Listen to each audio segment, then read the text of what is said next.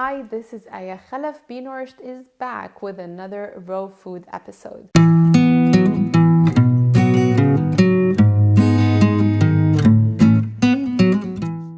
Now, I know that a lot of you think that lunch and dinner are going to be much more complicated than just having a raw breakfast. You might feel like, oh no, I need something, warm and cooked for lunch.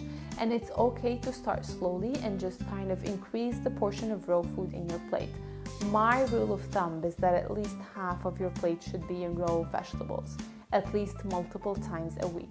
But then if you are in a place where you feel ready to investigate with how you feel with a bit more, then go ahead and just increase that portion or even make your whole meal raw. And you are going to feel the difference in your skin and in your energy and in your digestion, and you're gonna thank me for that.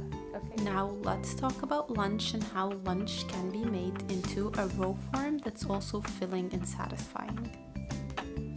Broccoli and cauliflower are one of the most amazing foods for detoxing and for alkalizing the body, and I feel like we miss a lot of its value when we only eat it in the cooked form.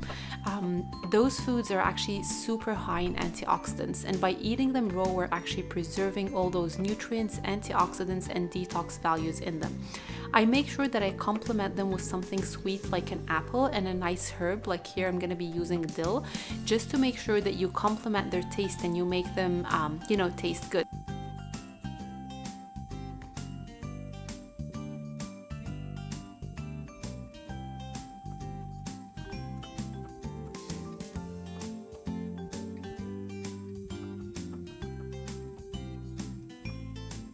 Bean sprouts are one of the best forms to consume beans. They are more digestible, they don't cause a lot of gas, and when you sprout your beans, you actually increase their nutrient value by folds and folds. It's really easy to make at home, and you can also find it ready in the grocery store. When I do my dressing, I usually use raw apple cider vinegar instead of regular white vinegar because it alkalizes the body, it helps in detoxing, and it's full of probiotics because of the fermentation process, which can improve your digestion, your immune system, and a lot more. Of course, when it comes to honey, raw honey is also way superior over regular honey.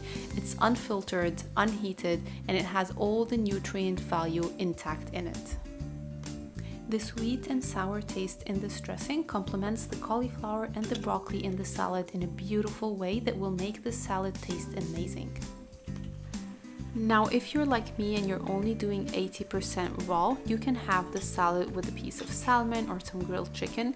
If you're trying to do 100% raw, then maybe you can do some raw sushi grade salmon, or you can do some sprouted grains or sprouted beans along with your salad.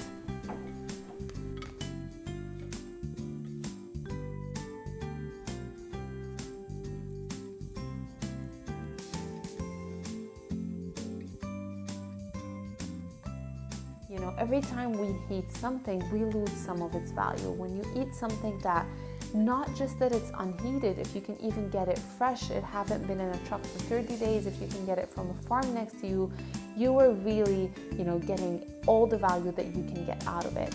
I've did a raw diet before for 1 week, and for the first few days, all I could think about was meat. I was just craving meat like crazy. But after the 4th and 5th day, my energy just started to boom like crazy.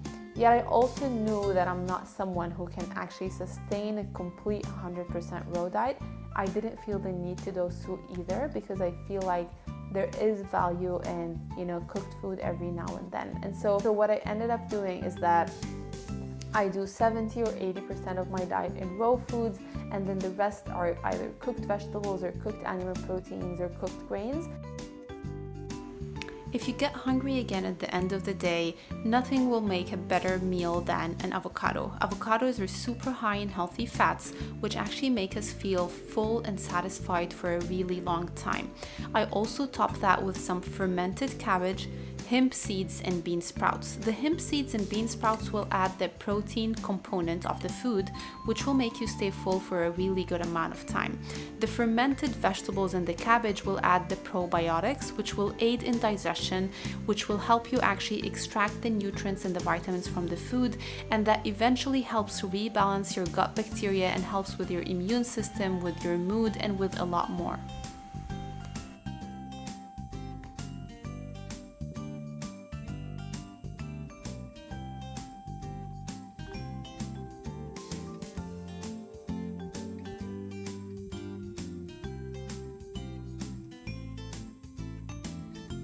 One of the benefits of raw food is that it's actually easily digestible and it doesn't stay in your stomach for a long time, and so it doesn't ferment and feed the bad bacteria. And so that's one of the reasons that if you have a lot of digestive complaints, sometimes raw vegetables and raw foods actually kind of transition easier through your gut and through your stomach. Even on a raw diet, there is place for dessert. You just have to pick natural raw ingredients.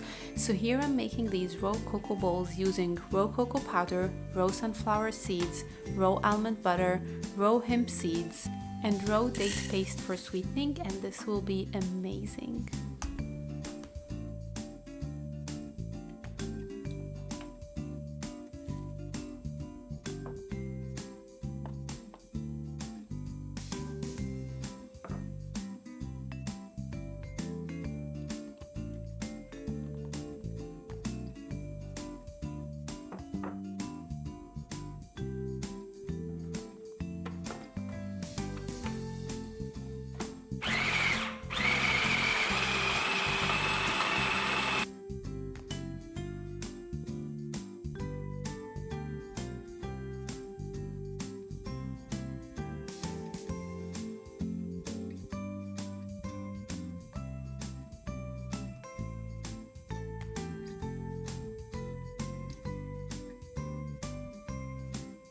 I love making a big batch of those cocoa bowls and leaving them in the fridge and just eating from them whenever I crave something sweet or I crave chocolate. It's way better for you than these sugar-laden, candy bars that you can get from a grocery store, and it tastes absolutely amazing. When we talk about, cocoa powder, when you get a regular cocoa powder, it has actually been processed with chemicals, and it has lost most of its antioxidant value, which is one of the main benefits of cocoa.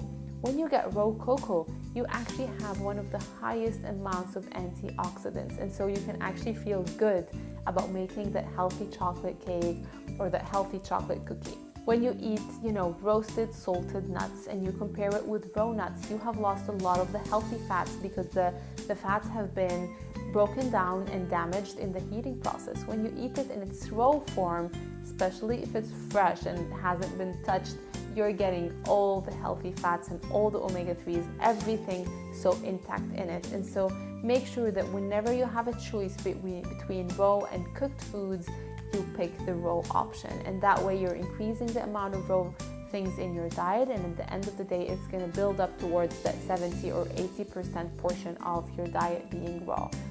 Now, if you have enjoyed this episode, please make sure to leave me a comment below and let me know if you have any questions, and make sure that you subscribe to my channel so that you get more videos as they come.